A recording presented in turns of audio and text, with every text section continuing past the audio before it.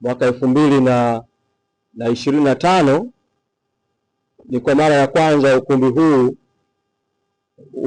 unafunguliwa mlango rasmi na mkutano na waandishi wa habari unafanyika, zikiwa zimepita siku 310 makao makuu ya chama yakiwa yamefungwa, pamoja na kuwa amri iliyotolewa tuliona kuwa ni haramu, pamoja na kuwa amri ile haikuhusu viongozi wote, lakini watawala dhalimu wakaitafsiri kwamba inahusu viongozi wote wa Chadema.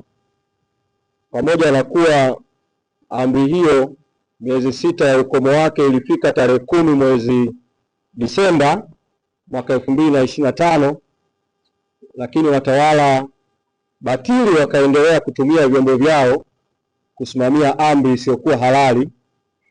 Sisi kama chama cha demokrasia na chama kinachoheshimu vile vile utawala wa sheria, hatukutaka kuwapa watawala dhalimu na haramu visingizio, na tukawa tumefunga makao makuu ya chama kwa shughuli za kiutendaji za makao makuu ya chama. Kwa nafasi yangu ya mtendaji mkuu wa chama, nitangaze kwamba ofisi za makao makuu ya chama kuanzia leo zimefunguliwa tena rasmi na kazi hapa makao makuu zitaendelea kama kawaida. Hivyo viongozi tulikuwa tunawahimiza mara kwa mara viongozi wetu wa chama maeneo mbalimbali ya nchi, kutokana na tafsiri hiyo ya hukumu ya mahakama, kuendelea kuzifungua ofisi za chama, kuendelea kufanya kazi za chama katika maeneo yao kutokana na tafsiri yetu juu ya mawanda na mipaka ya hukumu hile. Lakini bado vyombo vya dola vikawa vinatumika katika kesi ya kiraia ambayo polisi hawakupaswa kuhusika nayo kabisa, kuzuia ofisi za chama kutumika. Hivyo sasa ofisi za chama nchi nzima ambazo zilikuwa bado hazijafunguliwa zifunguliwe rasmi, na kazi za chama za kiofisi ziendelee nchi nzima. Na kwa kuwa chama hiki ngazi ya taifa hakiongozwi na katibu mkuu peke yake, katibu mkuu ni mtumishi tu akiongoza secretariat ya chama, lakini katibu mkuu juu yake wako viongozi wakuu wa chama wakiongozwa na mwenyekiti wa chama, mwenyekiti Tundu Lissu ambaye yuko gerezani. Nje ya mwenyekiti Tundu Lissu, walioko nje ya gereza, yuko makamu mwenyekiti bara Mheshimiwa John Heche, yuko makamu mwenyekiti Zanzibar Mheshimiwa Saidi Mzee.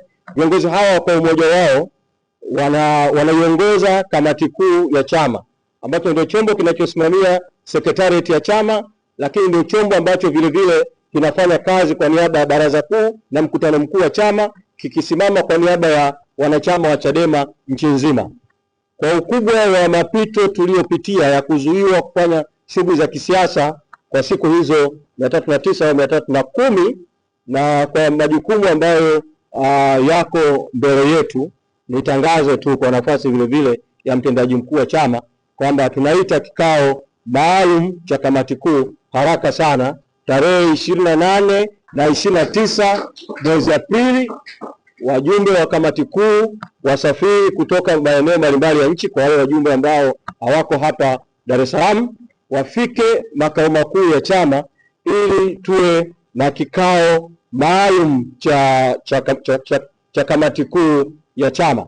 Na baada ya kikao hicho cha kamati kuu tutafakari kwa pamoja mambo mbalimbali, ikiwemo tutafahamu kwamba kamati kuu ilikutana kwa njia ya kidijitali, kwa njia ya teknolojia ya mtandao kwa sababu ya zuio hilo la kimahakama mwishoni mwa mwezi Novemba, na ikaendelea na vikao kazi ya kamati kuu mwezi Disemba, na hatimaye ukatoka msimamo wa chama uliokuwa na maazimio mbalimbali ya kamati kuu ya chama. Kwa tutakutana tarehe 28 na 29 kutafakari uendeshaji wa chama.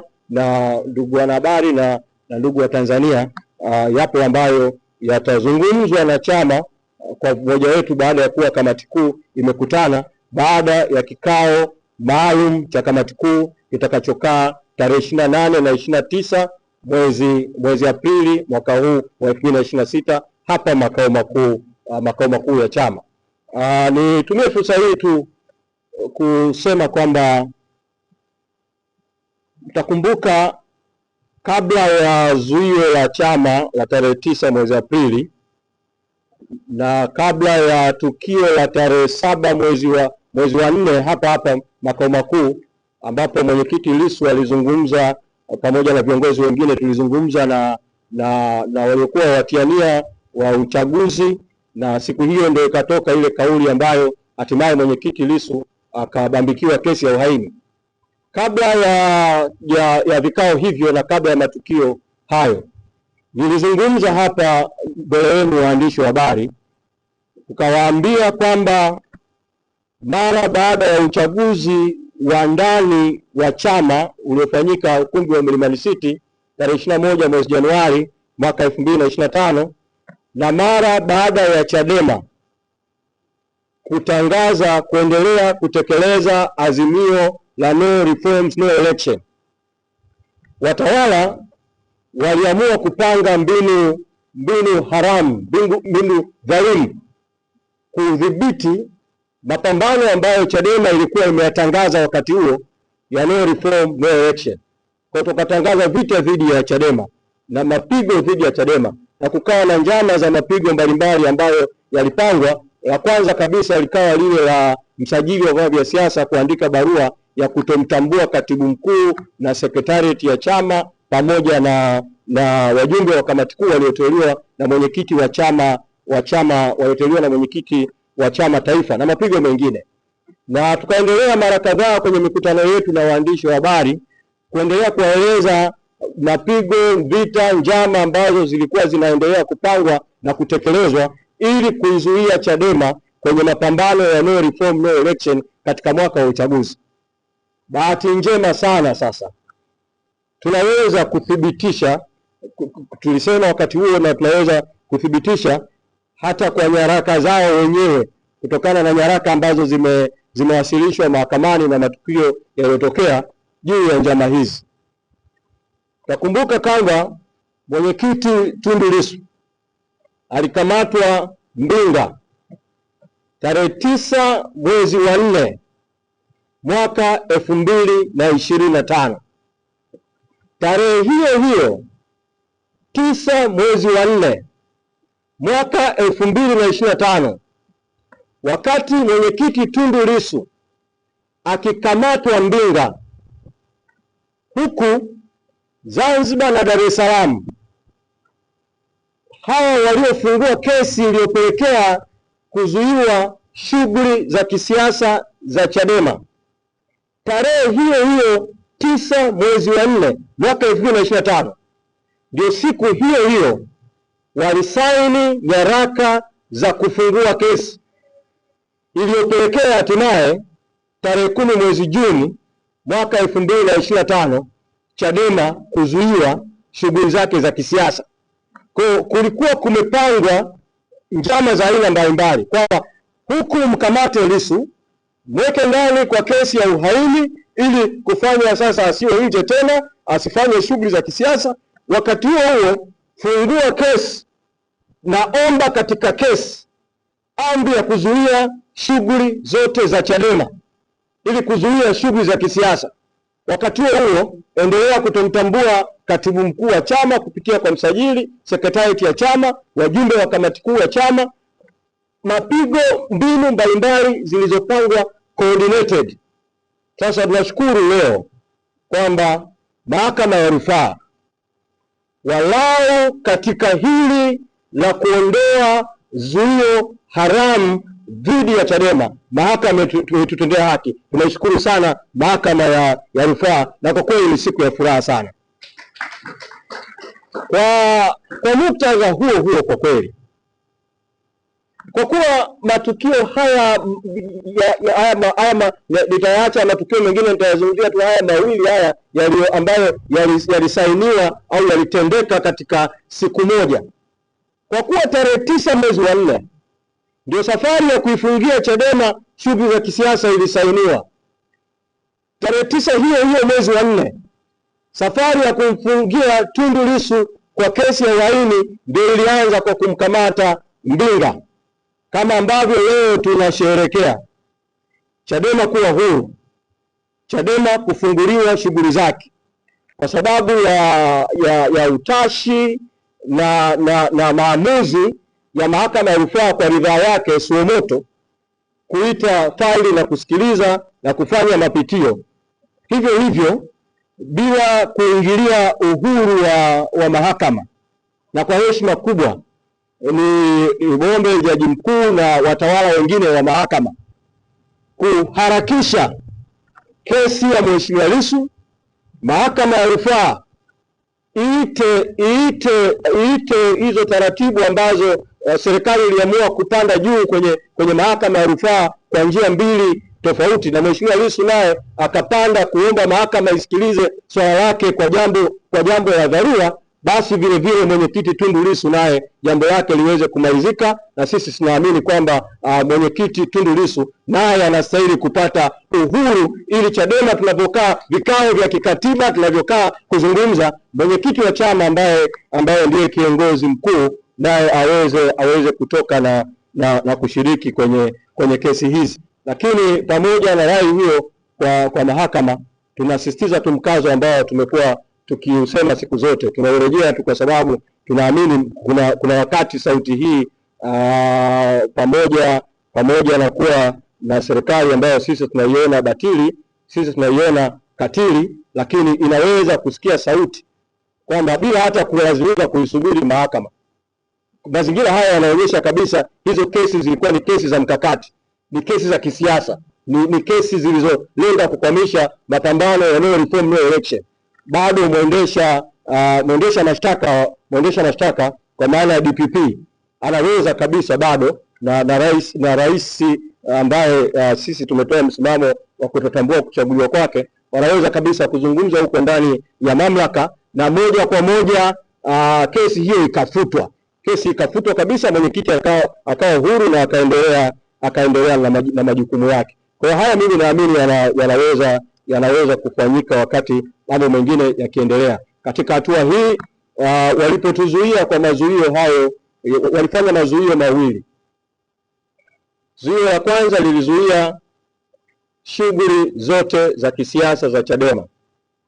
Kwa kuzuia shughuli za kisiasa za Chadema, maana wamezuia vikao vya katiba, wamezuia mikutano, lakini walizuia vile vile utekelezaji kabisa wa katiba ya Chadema. Kwa nafasi ya mtendaji mkuu niwahimize viongozi wa Chadema maeneo mbalimbali ya nchi kwa kufuata matakwa ya katiba ya chama, kama ambavyo ngazi ya taifa tumeita kikao maalum cha kamati kuu, basi ngazi zote za chama nazo zifanye vikao ili kutafakari mambo ya msingi na kwanza kutekeleza matakwa ya katiba ya chama na kuendelea kufanya uendeshaji wa chama. Lakini zuio la pili lilihusu matumizi ya mali na rasilimali za chama. Kwa zuio hili nao limeondoka. Tunaweza kutumia majengo ya chama katika maeneo mbalimbali. Mali za chama zinaweza kutumika kwa mujibu wa katiba ya chama kufanya kazi za kisiasa. Rasilimali za chama zinaweza kutumika. Lakini nitumie fursa hii kuomba Watanzania na kuomba wanachadema mambo mawili kwa ngazi zote za chama, ukianzia ngazi ya taifa, kuhusu swala la rasilimali. La kwanza ni kuwa tumepita katika kipindi kigumu sana, na kipindi hiki ili kuamka kuanza kazi kwa upana wa nchi na maeneo mengine kinahitaji rasilimali. Kwa niombe Watanzania kote nchini kuichangia Chadema kupitia njia rasmi za uchangiaji wa chama za ngazi mbalimbali kwenye ngazi zetu za chama. Na kwa ngazi ya taifa tumekwisha tangaza siku mara kwa mara akaunti za chama, namba za chama. Kwa kweli tunahitaji rasilimali kwa sababu ya mapito ambayo tumepitia. Lakini kwa jambo la pili, Watanzania ni vyema wakakumbuka kwamba kwa sababu Chadema haikijihusisha kabisa na uchaguzi mkuu wa mwaka unaoitwa uchaguzi mkuu wa mwaka 2025 kutokana na msimamo wetu wa no reforms no election. Maana yake vile vile Chadema sasa hivi haipokei hata shilingi moja ya ruzuku ya kutoka serikalini, na kwa kuwa Chadema haipokei hata shilingi moja ya ruzuku ya uendeshaji wa chama kutoka serikalini, niombe Watanzania tunapokuwa tumefungua leo shughuli za kisiasa za chama ngazi ya taifa na ngazi zote, mfahamu kwamba jukumu la kuifanya Chadema iendelee na kazi, jukumu la kufanya Chadema iendelee kutimiza wajibu wake, Chadema ambayo ina imani kubwa ya Tanzania, ni jukumu la Watanzania wote, wanachama wote wa Chadema na Watanzania wote kwa ujumla. Tushirikiane kuiendesha Chadema ili Chadema iweze sasa kutimiza yale ambayo Mwenyezi Mungu ameipangia. Kwa hiyo nihitimishe tu kwa kuwashukuru sana jopo la mawakili wakiongozwa na wakili Nshala na wakili Mpoki, wanachama waliokuwa mahakamani, bodi ya wadhamini ambayo pamoja na magumu imesimama kwa sababu ndio ilikuwa inabeba nyaraka za chama mahakamani. Kwa kweli tunawashukuru na Watanzania wote waliotuunga mkono kwa hali na mali na waliotuombea kwa Mwenyezi Mungu. Hatimaye leo tuna furaha ya kuwa huru kuendelea na mapambano ya haki. Asanteni sana.